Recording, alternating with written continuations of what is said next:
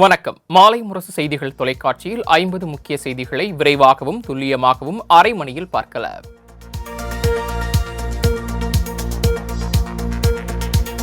மாநிலங்களவையில் வக்ஃபு சட்ட திருத்த மசோதாவை மத்திய அமைச்சர் கிரண் ரிஜிஜு தாக்கல் செய்தார். நேற்று மக்களவையில் வக்ஃபு சட்ட திருத்த மசோதா தாக்கல் செய்யப்பட்ட நிலையில் எதிர்க்கட்சிகளின் கடும் எதிர்ப்புகளுக்கு மத்தியில் மசோதா குறித்து விவாதம் நடைபெற்றது.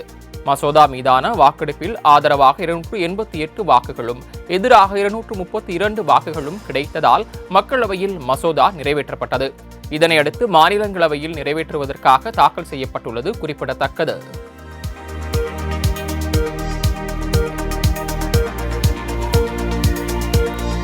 வக்ஃபு சட்ட திருத்த மசோதாவுக்கு எதிராக உச்சநீதிமன்றத்தில் திமுக வழக்கு தொடரும் என்று முதலமைச்சர் மு.க.ஸ்டாலின் தெரிவித்துள்ளார். பேரவையில் பேசிய முதலமைச்சர் மு.க.ஸ்டாலின் வக்ஃபு சட்ட திருத்த மசோதாவை திரும்பப் பெற வேண்டும் என்றும் தொடர்ந்து சிறுபான்மை மக்களின் உரிமைக்காக தமிழ்நாடு என்றும் போராடும் என்றும் முதலமைச்சர் கூறினார். இதனைத் தொடர்ந்து திரும்பப் பெறு வக்ஃபு சட்ட திருத்த மசோதாவை திரும்பப் பெறு என்று முதலமைச்சர் மு.க.ஸ்டாலின் பேரவையில் முழக்கமிட அவரை பின்தொடர்ந்து திமுக கூட்டணி எம்எல்ஏக்கள் முழக்கமிட்டனர்.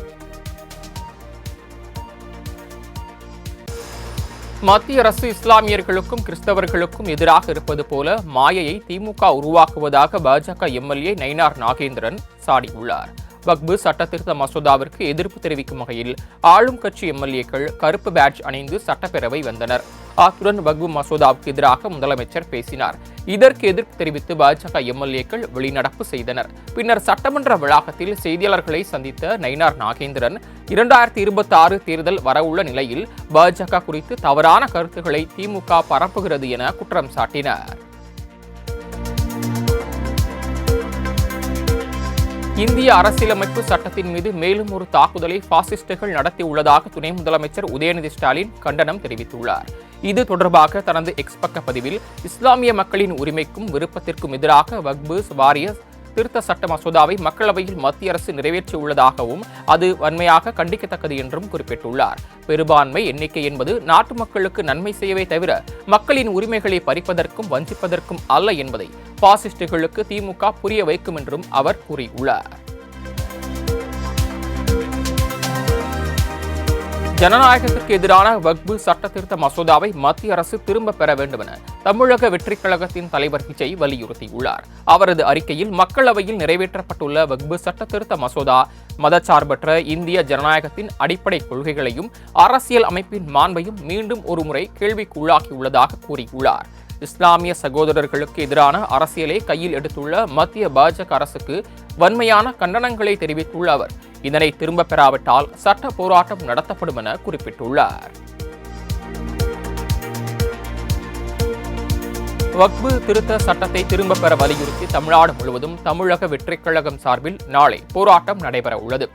ஒவ்வொரு மாவட்டங்களிலும் உள்ள மாவட்ட செயலாளர்கள் அனைவரும் ஒருங்கிணைந்து மாவட்ட தலைநகரில் போராட்டத்தை நடத்த நடிகரும் கட்சியின் தலைவருமான விஜய் அறிவுறுத்தியுள்ளார். சமீபத்தில் நடந்த தமிழக வெற்றிக் கழக பொதுக்குழு கூட்டத்தில் வக்ஃபு மசோதாவுக்கு எதிராக தீர்மானம் நிறைவேற்றப்பட்ட நிலையில் நாளை போராட்டம் நடைபெற உள்ளது குறிப்பிடத்தக்கது.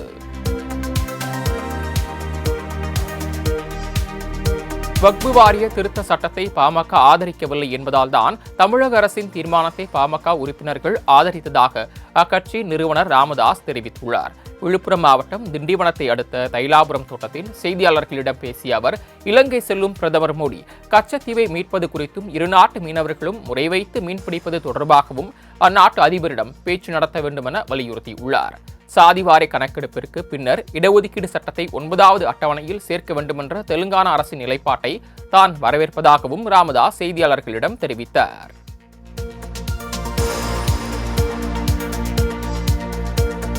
மத்தியில் ஆட்சி மாற்றம் ஏற்பட்டால்தான் இந்தியாவில் மாநில சுயாட்சி காப்பாற்றப்படும் என்று முதலமைச்சர் மு.க.ஸ்டாலின் தெரிவித்துள்ளார். மார்க்சிஸ்ட் கம்யூனிஸ்ட் கட்சியின் 24வது அகில இந்திய மாநாடு மதுரையில் நடைபெற்றது. இதில் கலந்து கொண்டு பேசிய முதலமைச்சர் மு.க.ஸ்டாலின் கூட்டாட்சி என்ற சொல்லே மத்திய பாஜக அரசுக்கு அலர்ஜியாகிவிட்டதாகவும் பிரதமர் மோடியின் ஆட்சி மாநில சுயாட்சி, மாநில மொழிகள் மற்றும் பண்பாடுகளை சிதைக்கும் ஆட்சியாக உள்ளதாகவும் இந்தியாவில் ஒற்றை ஆட்சி தன்மை கொண்ட பாசிச ஆட்சி நடைபெற்று வருவதாகவும் கடுமையாக சாடினார். பாஜகவின் வஞ்சகத்தை தொடர் பரப்புரை மூலமாகத்தான் வீழ்த்த முடியும் என கூறினார்.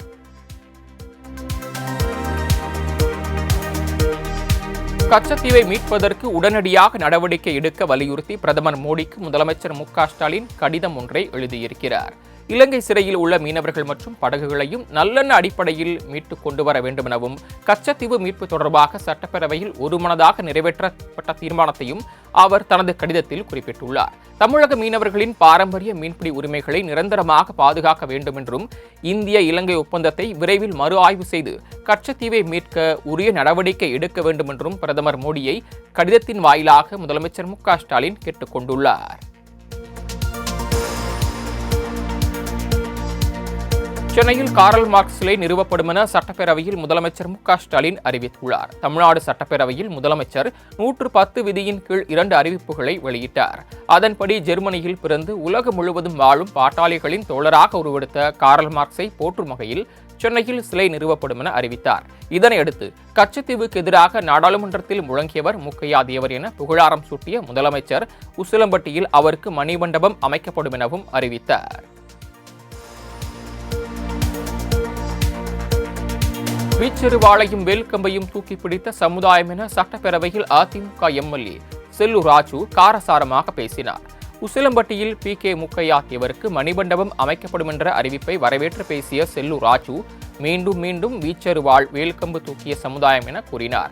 இதனால் ஆவேசத்துடன் குறுக்கிட்ட பேரவைத் தலைவர் அப்பாவு, இப்படி சமுதாயம் என்றெல்லாம் பேசினால் அவை குறிப்பில் ஏறாது, வரவேற்பு தெரிவிக்கும் கருத்தை மட்டும் பேசுங்க, கோரிக்கையெல்லாம் வேண்டாம் என காட்டமாக கூறினார்.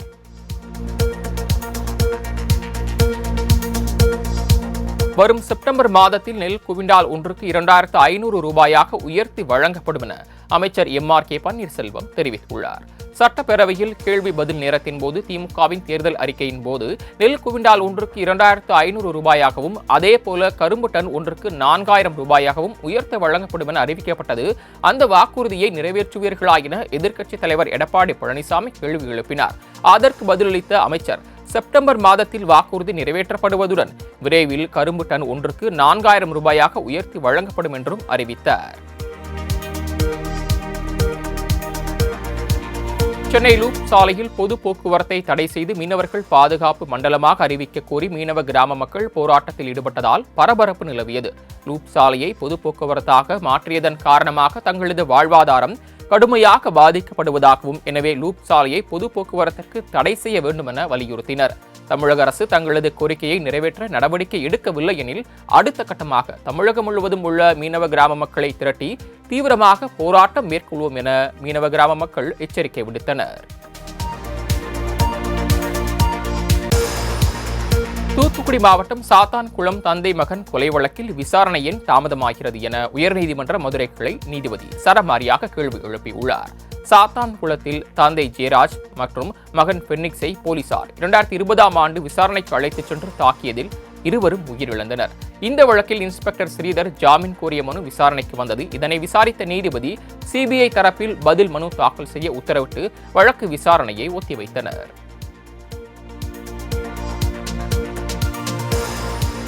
தூத்துக்குடி அனல்மின் நிலையத்தில் ஏற்பட்ட விபத்து குறித்து ஆராய உயர்மட்ட குழு அமைக்கப்பட்டிருப்பதாக மின்சாரத்துறை அமைச்சர் செந்தில் பாலாஜி தெரிவித்துள்ளார். தமிழக சட்டப்பேரவையில் நேரமில்லா நேரத்தில் தூத்துக்குடி அனல்மின் நிலையத்தில் தீ விபத்தால் ஏற்பட்ட பாதிப்புகள் தொடர்பாக முன்னாள் முதலமைச்சர் பன்னீர்செல்வம், மனோஜ் பாண்டியன், வைத்திலிங்கம், ஐயப்பன் மற்றும் ஜவாஹிருல்லா ஆகியோர் கவன ஈர்ப்பு தீர்மானம் கொண்டு வந்தனர். அதற்கு பதிலளித்து பேசிய மின்சாரத்துறை அமைச்சர் செந்தில் பாலாஜி, இது எதிர்பாராமல் நடைபெற்ற விபத்து என்றும் இனிவரும் காலங்களில் இதுபோன்ற விபத்துகள் நடைபெறாத வகையில் உரிய நடவடிக்கை எடுக்கப்படும் எனவும் உறுதியளித்தார்.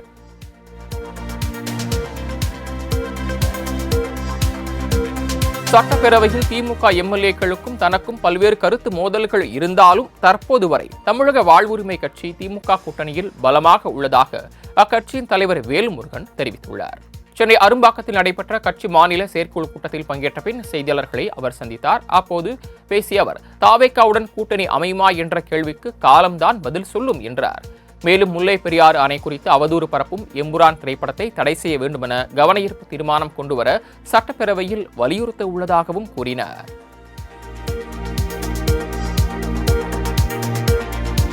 பல சட்டமன்ற உறுப்பினர்கள் வறுமையில் உள்ளதால் அனைத்து சட்டமன்ற உறுப்பினர்களுக்கும் கார் வழங்க வேண்டும் என்று பாமக உறுப்பினர் மேட்டூர் சதாசிவம் கோரிக்கை விடுத்துள்ளார்.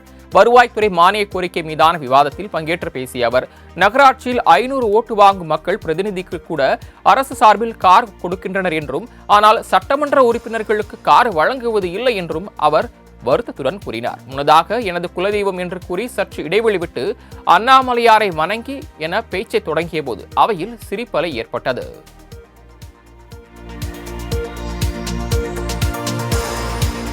செவிலியர் பயிற்சி பெற்ற அங்கன்வாடி ஊழியர்களை எந்தவித நிபந்தனையுமின்றி கிராம சுகாதார செவிலியராக பணி நியமனம் செய்ய வேண்டும் என நாம் தமிழர் கட்சியின் தலைமை ஒருங்கிணைப்பாளர் சீமான் வலியுறுத்தியுள்ளார்.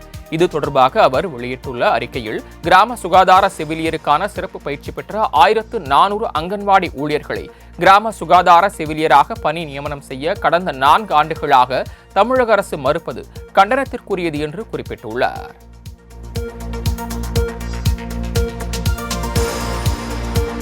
இ-பாஸ் முறையை அமல்படுத்த பிறப்பித்த உத்தரவை மறு ஆய்வு செய்யக்கோரிய தமிழக அரசின் மனுவை நாளை விசாரணைக்கு எடுத்துக் கொள்வதாக சென்னை உயர்நீதிமன்றம் தெரிவித்துள்ளது. கோடை விடுமுறையை முன்னிட்டு ஊட்டி, கொடைக்கானலுக்கு வரும் சுற்றுலா பயணிகளின் வாகனங்களுக்கு கட்டுப்பாடு விதித்து இ-பாஸ் நடைமுறையை அமல்படுத்த சென்னை உயர்நீதிமன்றம் உத்தரவு பிறப்பித்தது. இந்த உத்தரவை மறு ஆய்வு செய்யக்கோரி தமிழக அரசு மனு தாக்கல் செய்திருந்தது. இந்த மனு நீதிபதிகள் சதீஷ்குமார், பரத சக்கரவர்த்தி அமர்வில் விசாரணைக்கு வந்தது. அப்போது இந்த மனுவை நாளை விசாரிப்பதாகவும் அரசு தலைமை வழக்கறிஞர் ஆஜராக வேண்டும் எனவும் கேட்டுக் கொண்டனர்.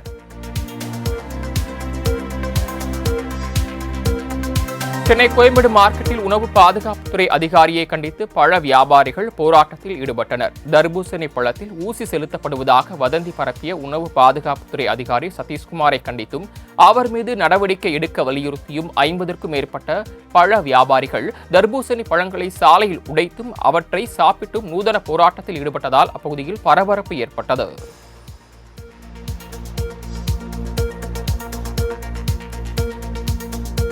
வக்பு சட்ட திருத்தத்திற்கு எதிரான சட்ட போராட்டத்தில் விஜய் ஈடுபடுவார் என ஆதவ் அர்ஜுனா தெரிவித்துள்ளார். கன்னியாகுமரி மாவட்டம் நாகர்கோயிலில் கல்லூரி நிகழ்ச்சி ஒன்றில் கலந்து கொண்ட தமிழக வெற்றிக் கழக பிரச்சார மேலாண்மை குழு பொதுச் செயலாளர் ஆதவ் அர்ஜுனா பின்னர் செய்தியாளர்களிடம் பேசினார்.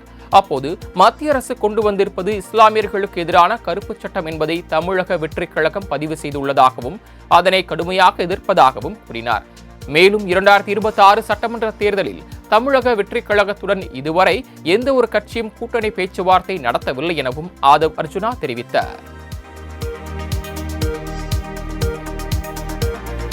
தமிழகத்தில் ஆட்சி அமைக்க முடியாவிட்டாலும் அண்ணாமலையை கவர்னராக்கி விடுவார்கள் என நடிகர் SV சேகர் தெரிவித்துள்ளார். திருவண்ணாமலை அண்ணாமலையார் கோயிலில் சாமி தரிசனம் செய்தபின் செய்தியாளர்களிடம் பேசிய அவர், அதிமுகவை பற்றியும் அதன் தலைவர்களை பற்றி அண்ணாமலை தரக்குறைவாக பேசிவிட்டதால் அதிமுக தொண்டர்கள் பாஜக கூட்டணியை ஏற்றுக்கொள்ள மாட்டார்கள் என்றும் மீண்டும் தமிழகத்தில் திமுக தான் ஆட்சி அமைக்கும் எனவும் பேசினார்.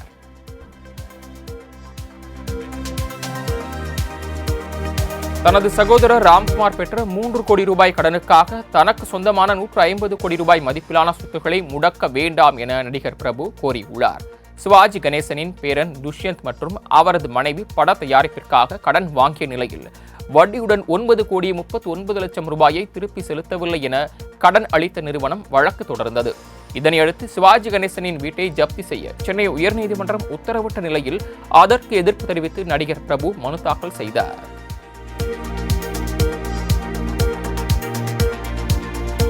சென்னை ஆதம்பாக்கத்தில் தாவேகா சார்பில் நடத்தப்பட்ட நீர்மோர் பந்தல் திறப்பு விழாவின் போது கட்சி நிர்வாகிகளுக்கும் போலீசாருக்கும் இடையே தள்ளுமுள்ளு ஏற்பட்டதால் பரபரப்பு நிலவியது. சென்னை புறநகர் மாவட்ட தமிழக வெற்றிக் கழகம் சார்பில் ஆலந்தூர் சட்டமன்ற தொகுதிக்குட்பட்ட ஆதம்பாக்கத்தில் புதிய அலுவலகம் மற்றும் நீர்மோர் பந்தல் திறப்பு விழா நடத்தப்பட்டது. இதில் பங்கேற்பதற்காக வந்த கட்சியின் பொதுச் செயலாளர் ஆனந்தை வரவேற்க தாவேகா நிர்வாகிகள் மற்றும் தொண்டர்கள் மேளதாளங்களுடன் காத்திருந்தனர். அப்போது பொதுமக்களுக்கு இடையூறு ஏற்படுத்தக்கூடாது என போலீசார் தெரிவித்ததால் வாக்குவாதம் முற்றி தள்ளுமுள்ளு ஏற்பட்டது.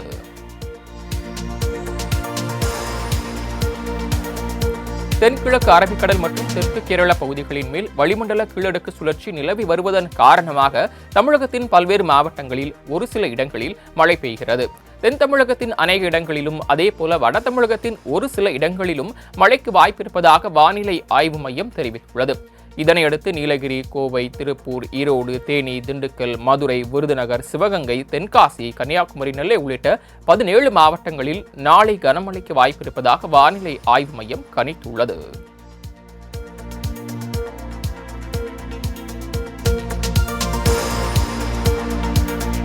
2 நாள் அரசுமுறை பயணமாக இலங்கைக்கு செல்லும் பிரதமர் நரேந்திர மோடி பல்வேறு திட்டங்களை தொடங்கி வைக்க உள்ளார். இது தொடர்பாக செய்தியாளர்களை சந்தித்த இலங்கை அமைச்சர் பேச்சாளர் சம்பூர் சூரிய மின் உற்பத்தி திட்டம் மற்றும் மத வழிபாட்டு தலங்களை சிலவற்றை மோடி திறக்க உள்ளதாக தெரிவித்துள்ளார். அதனைத் தொடர்ந்து அனுராதபுரம் ஸ்ரீமகா போதிக்கு சென்று மத வழிபாடுகளில் பிரதமர் மோடி பங்கேற்கிறார். அதனைத் தொடர்ந்து வலுசக்தி, சுகாதாரம், டிஜிட்டல், பொருளாதாரம் மற்றும் பாதுகாப்பு உள்ளிட்ட துறைகளை தொடர்பாக இரு நாடுகளிடையே ஒப்பந்தங்கள் கையெழுத்தாக இருப்பதாக தெரிவிக்கப்பட்டுள்ளது.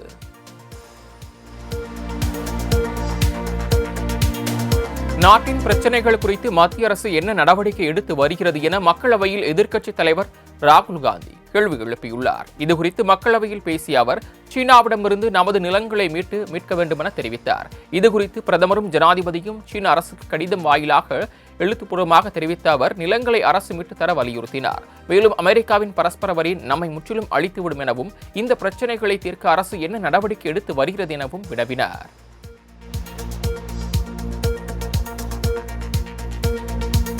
தன் மீதான குற்றச்சாட்டை நிரூபித்தால் பதவி விலக தயாராக இருப்பதாக அகில இந்திய காங்கிரஸ் கட்சியின் தலைவர் மல்லிகார்ஜுன கார்கே தெரிவித்துள்ளார். வக்பு வாரிய நிலத்தை கார்கே அபகரித்ததாக பாஜக எம்பி அனுராக் கூறிய நிலையில் எதிர்ப்பு தெரிவித்து கார்கே மாநிலங்களவையில் உரையாற்றினார். அப்போது தனது நற்பெயருக்கு களங்கம் விளைவிக்கும் வகையில் அனுராக் குற்றம் சாட்டியிருப்பதாக தெரிவித்தார். மேலும் இந்த குற்றச்சாட்டு நிரூபிக்கப்பட்டால் பதவி விலக தான் தயாராக இருப்பதாகவும் தெரிவித்தார். அதனைத் தொடர்ந்து மாநிலங்களவையில் இருந்து எதிர்க்கட்சிகள் வெளிநடப்பு செய்தனர். தாய்லாந்து சென்றுள்ள பிரதமர் நரேந்திர மோடிக்கு விமான நிலையத்தில் உற்சாக வரவேற்பு அளிக்கப்பட்டது. வங்காள விரிகுடாவையொட்டிய இந்தியா, வங்கதேசம், பூடான் உள்ளிட்ட 7 நாடுகளை ஒருங்கிணைத்து பிம்ஸ்டெக் மாநாடு நடத்தப்பட்டு வருகிறது. இதன் 6வது மாநாடு தாய்லாந்து தலைநகர் பாங்காக்கில் நடைபெற இருக்கிறது. இந்த மாநாட்டில் கலந்து கொள்வதற்காக பிரதமர் நரேந்திர மோடி தாய்லாந்து சென்றார். அவருக்கு விமான நிலையத்தில் இந்திய வம்சாவளியினர் உற்சாக வரவேற்பு அளித்தனர். தம்மை வரவேற்று நடந்த கலை நிகழ்ச்சிகளை பிரதமர் மோடி கண்டுகளித்தார்.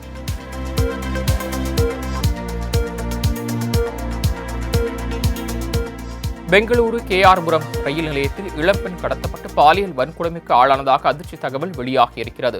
பீகாரை சேர்ந்த 20 வயது பெண் ஒருவர் கேரளாவில் தங்கியிருந்து உறவினரை சந்திப்பதற்கு பெங்களூரு சென்றார். ஏப்ரல் 2ஆம் தேதி நள்ளிரவு 1:30 மணி அளவில் கேஆர்புரம் ரயில் நிலையத்தின் வெளியே உணவு வாங்க சென்றவரை அடையாளம் தெரியாத 2 பேர் கடத்தி பாலியல் வன்கொடுமை செய்ததாக கூறப்படுகிறது. இதனிடையே அலறல் சத்தம் கேட்டு அப்பகுதியினர் விரைந்து சென்று இளம்பெண்ணை மீட்டதுடன் ஆசிப் என்பவரை பிடித்து போலீசில் ஒப்படைத்தனர். மேலும் மற்றொரு குற்றவாளியை தேடி வருகின்றனர். திருவண்ணாமலை அருகே ஒழுங்குமுறை விற்பனை கூடத்தில் திறந்த வெளியில் வைக்கப்பட்டிருந்த நெல் மூட்டைகள் மழையில் நனைந்து சேதமடைந்தன. கீழ்பெண்ணாத்தூர் மற்றும் அதன் சுற்றுவட்டார பகுதிகளில் நெல் சாகுபடி பணிகள் நடைபெற்று வரும் நிலையில் கீழ்பெண்ணாத்தூர் ஒழுங்குமுறை விற்பனை கூடத்தில் விற்பனைக்காக நெல் மூட்டைகள் குவிக்கப்பட்டு இருக்கின்றன. இந்நிலையில் எதிர்பாராத விதமாக திடீரென பெய்த மழையால் திறந்த வெளியில் வைக்கப்பட்டிருந்த சுமார் 1000க்கும் அதிகமான நெல் மூட்டைகள் அனைத்தும் மழை நீரில் நனைந்து வீணானதால் விவசாயிகள் கவலையில் ஆழ்ந்துள்ளனர்.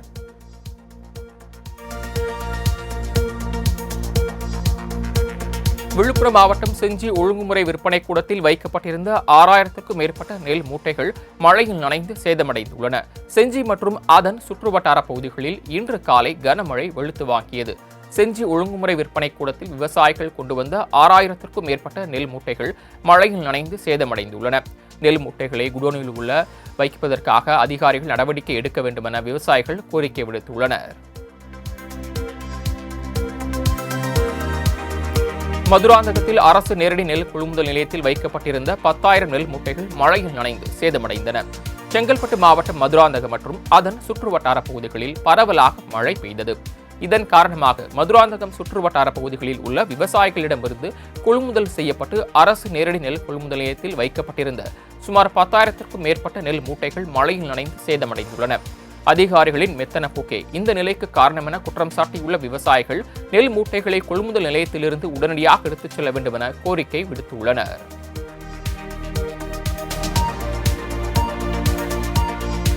சோழவந்தான் அருகே போதிய பாதுகாப்பு வசதி இல்லாததால் நெல் மூட்டைகள் மழையில் நனைந்து கிடக்கும் அவல நிலை ஏற்பட்டிருக்கிறது. அதிகாரிகளின் அலட்சியத்தால் 20 நாட்களுக்கு மேலாக அறுவடை செய்யப்பட்ட நெல் கொள்முதல் செய்யாமல் குவியலாக தேங்கி கிடப்பதுடன் வட்டிக்கு கடன் வாங்கி ஏக்கருக்கு 30,000 ரூபாய் முதல் 40,000 ரூபாய் வரை செலவு செய்துள்ளதாக விவசாயிகள் வேதனை தெரிவித்துள்ளனர். ஏற்கனவே மூட்டைக்கு 35,000 ரூபாய் முதல் 50 ரூபாய் வரை அதிகாரிகளுக்கு கொடுத்தும் கூட நெல் கொள்முதல் செய்யவில்லை என குற்றம் சாட்டிய விவசாயிகள் அரசு உரிய நடவடிக்கை எடுக்க வேண்டும் என கோரிக்கை விடுத்துள்ளனர்.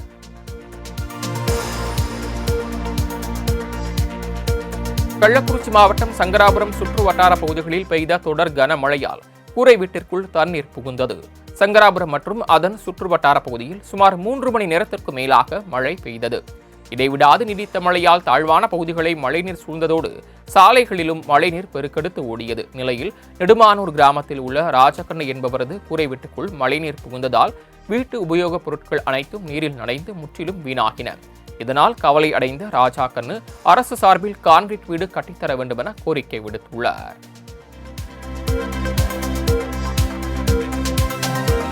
சென்னை மதுரவாயலில் வட மாநில பெண்ணிடம் மர்ம நபர் செயினை பறிக்க முயன்ற சிசிடிவி காட்சி வெளியாகியுள்ளது. சென்னை மதுரவாயல் சாலையில் உள்ள அடுக்குமாடி குடியிருப்பில் மணிஸ்ராணி என்பவர் தனது கணவருடன் வசித்து வருகிறார். இந்நிலையில் அவரின் வீட்டு கதவு தொடர்ந்து தட்டப்பட்டு காலிங் பெல்லும் அடித்ததால் கதவை திறந்து வந்திருக்கிறார். வாசலில் இருந்த மர்ம நபர் ஒருவர் செயினை பறிக்க முற்பட்டிருக்கிறார். அப்போது அவருடன் மல்லுக்கட்டிய மணிஸ்ராணி போராடி கூச்சலிட்டதால் அங்கிருந்து அந்த நபர் தப்பி ஓடினார். இந்த காட்சி அங்குள்ள சிசிடிவி கேமராவில் பதிவான நிலையில் சச்சின் என்கிற சரித்திர பதிவேடு குற்றவாளியை வானகரம் போலீசார் கைது செய்தனர்.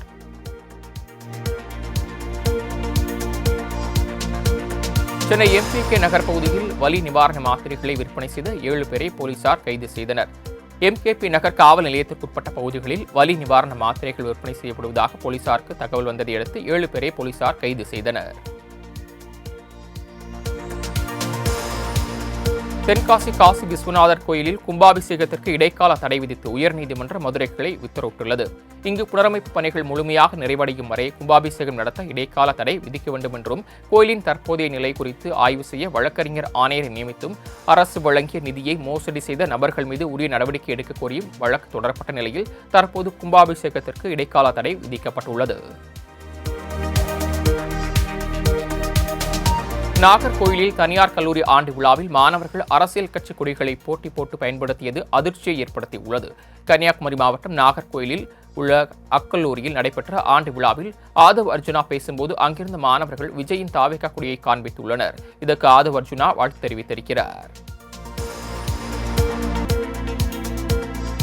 தேனி மாவட்டம் போடி அரசு மருத்துவமனை பிரசவ சிகிச்சை பிரிவில் மருத்துவர்கள் அலட்சியத்துடன் செயல்படுவதாக குற்றம் சாட்டி பொதுமக்கள் முற்றுகை போராட்டத்தில் ஈடுபட்டனர்.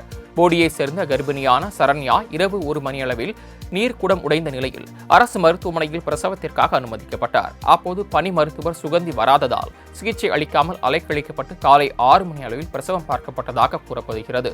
இதனால் குழந்தை இறந்து பிறந்ததாக கூறப்படுகிறது. இதனை கேள்விப்பட்டு ஆத்திரமடைந்த சரண்யாவின் உறவினர்கள் போராட்டத்தில் ஈடுபட்டனர்.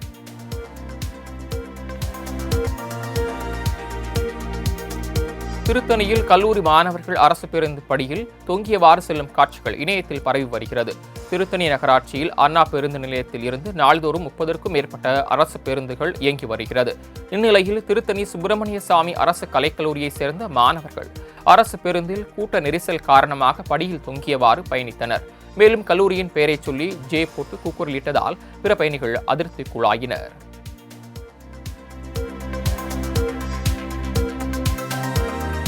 கோவையில் சேமிப்பு கிடங்கில் கொட்டப்பட்டிருந்த பிளாஸ்டிக் கழிவுகள் தீப்பிடித்து எரிந்ததால் அப்பகுதி முழுவதும் புகை மண்டலமாக காட்சியளித்தது. கோவை மாவட்டம் உக்கடம் அருகே புல்லக்காடு பகுதியில் உள்ள சோலார் பிளான்ட் அருகே சூயஸ் கால்வாய் அமைக்கும் திட்டத்திற்காக தொட்டிகள் கட்டப்பட்டு வருகிறது. இந்த கட்டுமான பணிகளுக்காக பயன்படுத்தப்பட்ட பிளாஸ்டிக் பைப்புகள் மற்றும் கழிவுகள் அங்குள்ள சேமிப்பு கிடங்கு அருகே கொட்டப்பட்டிருந்தன. இந்நிலையில் பிளாஸ்டிக் கழிவுகள் திடீரென தீப்பற்றி எரிந்து அப்பகுதி முழுவதும் புகை மண்டலமாக காட்சியளித்ததால் பொதுமக்கள் அச்சத்திற்குள்ளாயினர்.